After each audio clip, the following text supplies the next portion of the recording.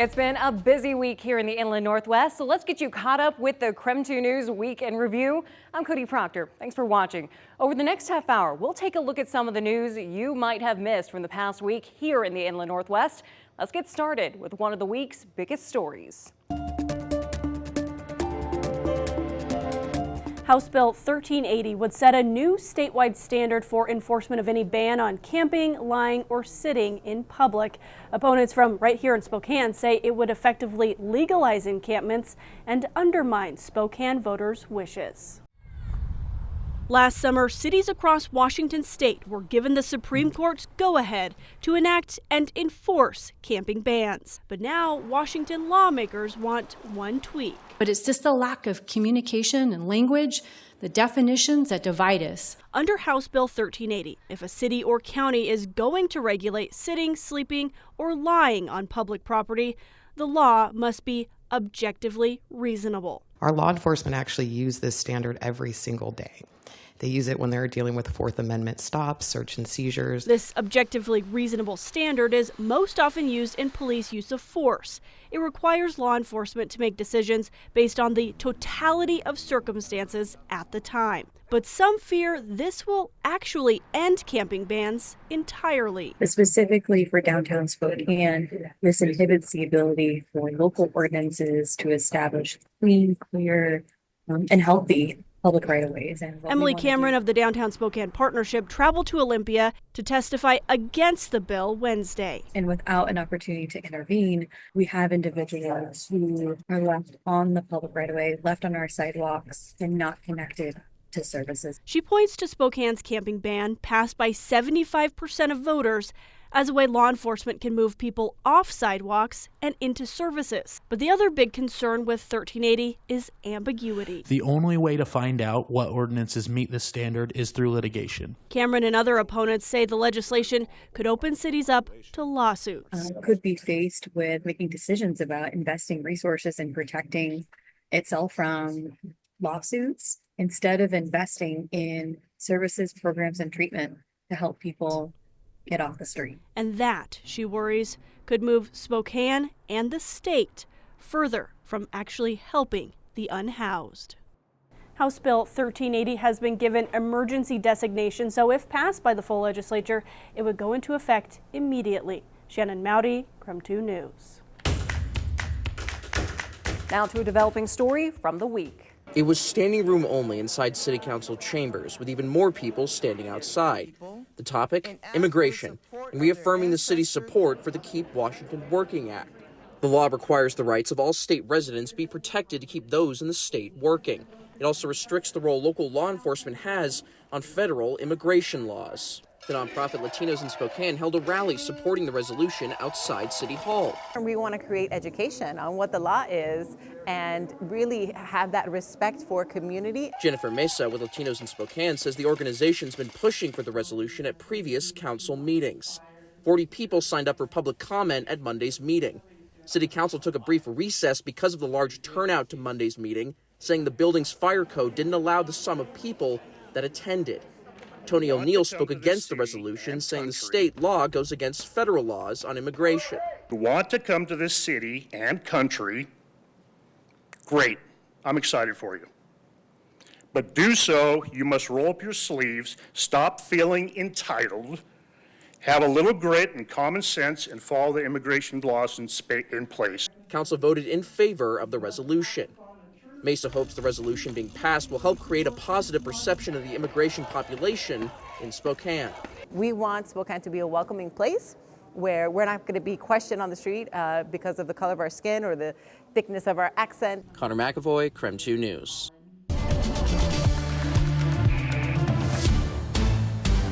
Weather had an impact this past week. Let's take a look. The city of Spokane says they offer 100 surge beds during inclement weather, but based on the Shelter Me Spokane website, those beds have been full every night. Jules Helping Hands is one facility that has seen this increase in need. Well, by the grace of God, I got a bed here. I had cold exposure from outside, like the beginning stages of frostbite in my hands. But with sub-zero temperatures this week, the facility is feeling overwhelmed. It's never enough. And I don't think we'll ever get to a place where we have enough beds until we're able to open up big warming centers. As warming centers become full, there are still other resources available across Spokane. There are several members that do not have heat in their home for a variety of reasons. But when they don't have heat in their home, for example, one person told me that their house is 43 degrees right now inside. I mean, you can't be inside like that. I mean, you're going to get sick. Mid-City Senior Center, a facility downtown Spokane, welcomes about 50 seniors every day. They provide a warm place and a hot meal during day hours. You're always going to get a hot meal Monday through Friday, and it's a warm, safe place to come. And another community resource is Spokane Neighborhood Action Partners, or SNAP, who help low-income households with home weatherization. And they'll find a way to make you qualify if they can. Get you a tighter home and a warmer home. And in this weather, when it's 0 degrees at night, you could be as comfy as a bug in a rug. SNAP says energy bills can double with the current weather, so they help replace windows, furnaces, and heat pumps to help cut energy costs. SNAP says starting February 18th, they will begin taking appointments for their energy assistance program. Those start as early as 8 a.m. In Spokane, Regan Gallo, KREM 2 News. With these frigid temperatures we will have over the next few days, I've got a couple extra reminders for you to just make sure you're staying warm and staying safe. So when you're warming up those cars, always make sure to open your garage. That prevents carbon monoxide poisoning, of course. To keep pipes from freezing on an outside wall, these are reminders from the National Weather Service. Let hot and cold water trickle or drip at night from a faucet. Open cabinet doors to allow more heat to get to those uninsulated pipes under a sink or near an outer wall. 3, make sure your heat is left on and set to no lower than 55 degrees. And then 4, if you plan to be away, have someone like a family friend or a family member come check on your house to make sure that heat is remaining on. But for now, reporting here in Spokane, Brandon T. Jones, KREM 2 News. As we go to break, here's a check of your weekend forecast.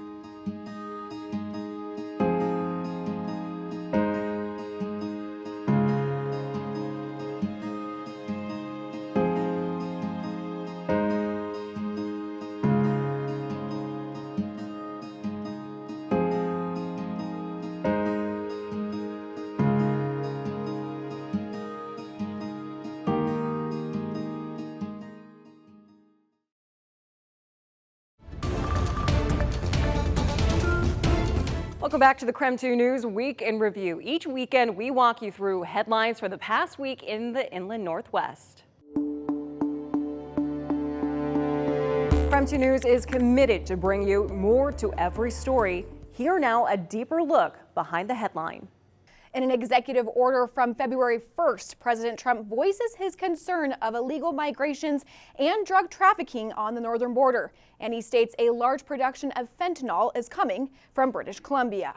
One of Canada's consul generals, who is based in Seattle, says Canada is upping their efforts and funds to decrease these security risks. Less than 1% of the total crossing U.S. borders was from Canada, but of that less than 1%, that's gone down another 89% since last June. He recognizes these crossings include illegal fentanyl crossings. A total of $1.5 billion in the last couple of months to help address this problem. Authorities say those funds have gone to 10,000 additional border personnel, Black Hawk helicopters, drones, and K-9 units to reduce risk. And one example near Spokane was last October.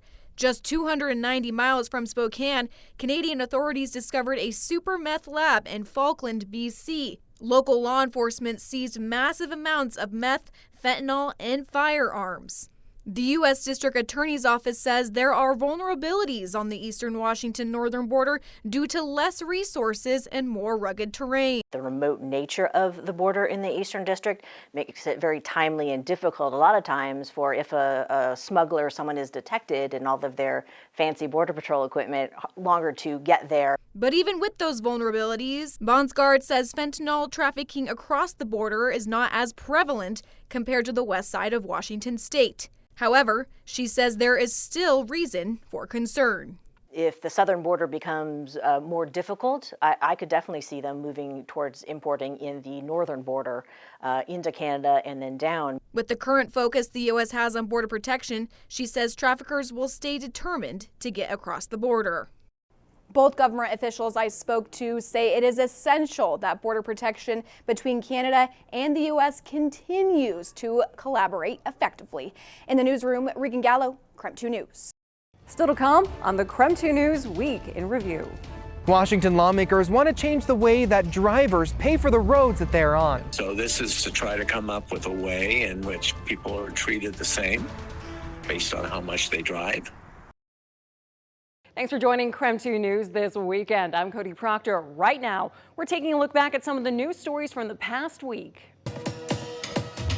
Let's get you caught up on news from the Washington legislature. Washington lawmakers want to change the way that drivers pay for the roads that they're on. It boils down to you at home paying a little less than 3 cents per mile you drive.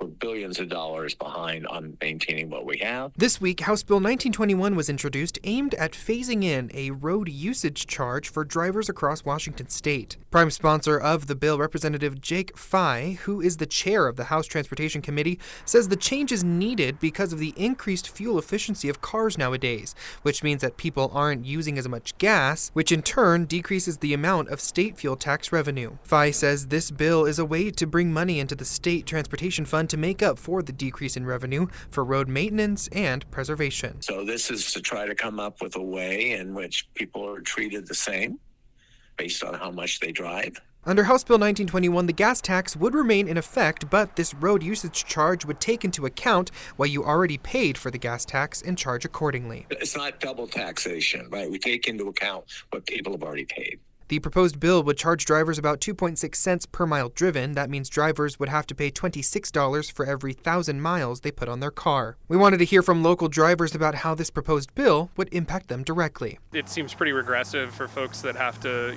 travel for work. It's going to impact people that are lower income more disproportionately. I don't appreciate it because I'm already having to pay a big bill on gas every month. Representative Fye says if the bill passes, the earliest that anyone would be mandated to pay these road usage charges would be 5 years from now. Christian Garza, KREM 2 News. In continuing coverage this week. Well, with a current majority vote of 59%, the superintendent, Carol Lewis of Moses Lake School District, says she is thankful to the Moses Lake community for coming together to support local schools. The levy will bring in $53 million over the next 4 years. It was truly a community-wide effort. Money that is desperately needed after the last levy attempt failed, but especially after the district found an $11 million accounting error last May. It forced major budget cuts, including at least 100 staff members. While this was a terrible crisis, and I don't wish it on any school district, it did give us a huge opportunity to reset.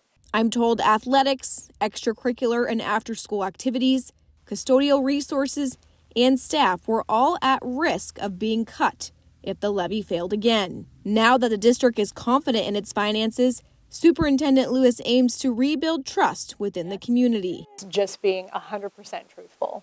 Not being afraid to share the real facts and to share the mistakes and all the things that might not be what people want to hear. We were willing to have every conversation about. She says she's excited to put more attention back on the student learning experience. Increased programming for students, and increased programming means we will need more staff. So we do expect to hire more people, but gradually.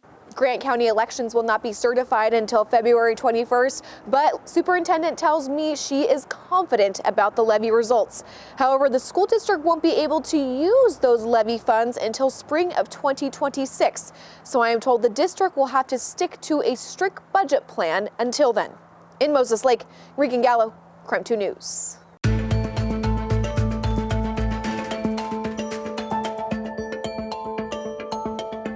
Now to a Boomtown update.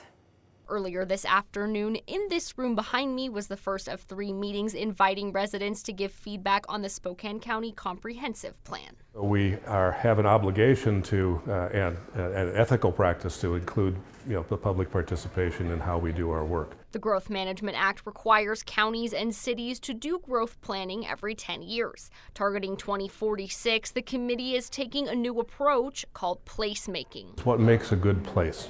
The combination of uses, combination of things that go into that. The audience will then get a chance to go through what we call a visual preference survey. But before the committee could do a deep dive into their vision and strategy or conduct the survey, residents at the West Plains workshop made sure the committee knew their quality of life concerns needed to be addressed first. Clean water is the issue of the West Plains Water Coalition. PFAS ground pollution from the airport and the Air Force Base is a big deal. It's such a new chemistry that the previous 20-year plan didn't even mention it. For Hancock and the residents he represents, it's about making sure the plan includes the protection and preservation of him and his neighbors. The EPA Clean Drinking Water Act leaves out 1 in 7 Americans on private wells. So do the 6 of 7 people drinking city water care enough about the 1 in 7 of the rest of us? Residents also persistently raised concerns about flooding due to the aquifers in the area. A common theme before plans move forward: correct issues and protect resources that this community values. I'm most interested in wildlife corridors and corridors for people to move in, to bike and to hike and to horseback ride. The city aims for the plan to be finalized in 2026. In Spokane, Caitlin Galloway, KREM 2 News. Still ahead, we're celebrating the Inland Northwest. This is an individual that represents what community in Spokane is all about. I consider it a great joy to be in community. It feels really good to be in community with people.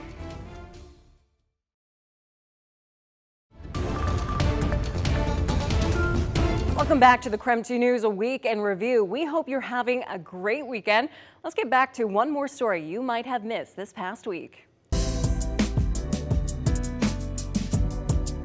Okay, my name is April Eberhardt, and I am the editor of the Black Lens. That's one of them. I think that's the main one right there. What April Eberhardt is doing right now is providing a masterclass on the art of balance. I do college and career counseling professionally now. A journalist, educator, a wife, and mother, a few moments spent around her will have you thinking, what can't April do?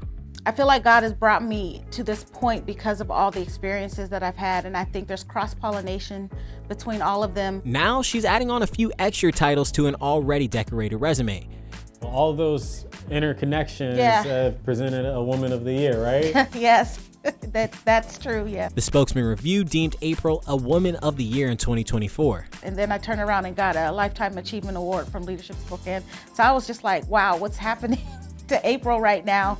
But again, to me, it's no good without the people around me. As a military spouse, April and her family arrived to Spokane and the Fairchild Air Force Base back in 2017.